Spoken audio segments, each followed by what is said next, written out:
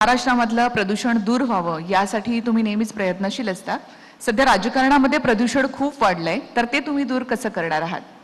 नाही, जे खरोखर प्रदूषण आहे, ज्याच्याकडे लक्ष देण्यासारखं ते खरं प्रदूषण आहे आणि ते लोकांना भेडसावणारा विषय आहे।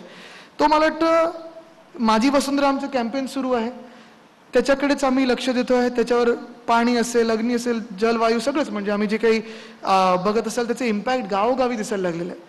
राजकीय प्रदूषण ह्याच्याकडे मी जास्ती लक्ष देत नाही, कारण ते नैराश्यामधून आलेलं आहे, तथ्यहीन आहे, निर्लज्जपणा चालू आहे आणि जेवढ्या खालच्या पातळीचं राजकारण चालू आहे मला वाटतं दुर्लक्ष जशी लोक करतात, जनता करते, तसं आम्ही पण केलेलं बरं। मुंबई महानगरपालिकेवर देखील मोठ्या प्रमाणात आरोप होत आहेत।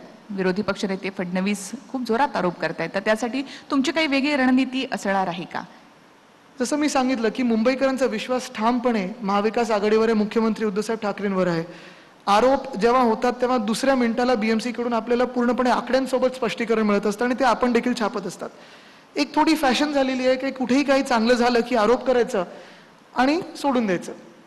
तर ह्याला काही ह्या राजकारणाला काही अर्थ राहिलेलाच नाहीये। म्हणजे ते खरोखर राजकारण ज्याच्याकडून युवा दूर होत जातील असं झालेलं आहे। आणि आपण दुसरी गोष्ट बघाल की उत्तर प्रदेशमध्ये जसं बेरोजगारी वाढत आहे, कोविडची हाताळणी होती, जसं काही आता त्यांचं राजकारण तिथे चालू आहे, कदाचित हरतायत तिथे आणि तिथून लक्ष विचलित करायला इतर राज्यांवर बोलायचं, इतर मुख्यमंत्र्यांवर बोलायचं, इतर नेत्यांवर बोलायचं, हे धूळफेक चालू आहे। ठीक आहे, थोडे दिवस चालू राहणार।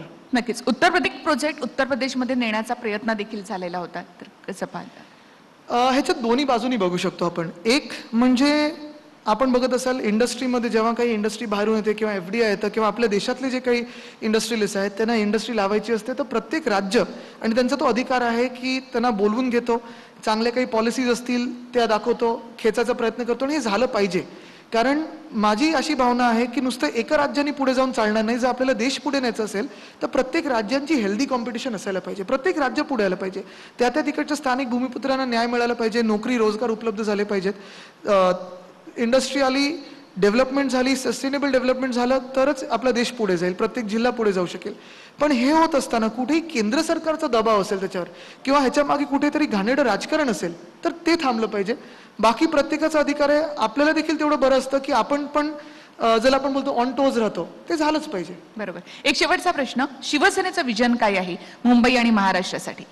आपण बघत आहात शिवसेनेचं विजन जे आहे ते जनतेला दिसत आहे। गेले 2 वर्ष सलग मुख्यमंत्री महोदयांवर जो काही विश्वास सगळ्याच सर्व्हेजमधून येत आहे, लोकांना स्पष्ट झालेलं आहे की हा माणूस साधा आहे, आपला माणूस आहे, आपल्यातला माणूस आहे आणि आपल्यासारखाच राहतो। कुठेही त्याच्या मनात गेलं नाही की मुख्यमंत्री झालोय म्हणून माझे पाय 2 फूट वरती असायला पाहिजेत। हेच महाविकास आघाडीचं सरकार, प्रत्येक मंत्री म्हणून आम्ही सगळेच, उद्धवसाहेब ठाकरे स्वतः असतील, अजित पवार साहेब असतील, बाळासाहेब थोरात साहेब असतील, आम्हाला नेहमी सांगत असतात की जरी तुम्ही मंत्री झाला असाल तरी लोकांची जी काही मनातली गोष्ट असते ती समजून घ्या, ऐकून घ्या आणि त्यांचं काम नेहमी झालं पाहिजे। असं कुठेही नको व्हायला की तुम्ही कोणाचं ऐकत नाही आहात, कोणाचं तरी तुम्ही त्यांना दूर करत आहात। सगळ्यांचं ऐकून घ्यायचं आणि काम करायचं, लोकांची कामं झाली पाहिजेत, ह्याच्यावर आमचा फोकस आहे। कारण खूप वेळा असं व्हायचं की गेल्या 5 वर्षात आम्हाला पण ते जाणवायचं त्यांच्या बरोबर पण बसून की कुठे ना कुठेतरी एक अफवा पसरवण्याची गोबल्स नीती चालायची आणि दुसरं म्हणजे ठोकशाही चालायची। खरोखर लोकशाहीमध्ये प्रत्येकाचा आवाज ऐकून घेणं, काम करणं, हीच महाराष्ट्राची जी एक संस्कृती आहे ती आम्हाला पुढे न्यायची आणि हे आमचं विजन आहे। नक्कीच, खूप खूप धन्यवाद तुम्ही इथे आलात त्याबद्दल धन्यवाद आणि तुमच्या पुढच्या वाटचालीसाठी खूप खूप शुभेच्छा। थँक्यू, धन्यवाद।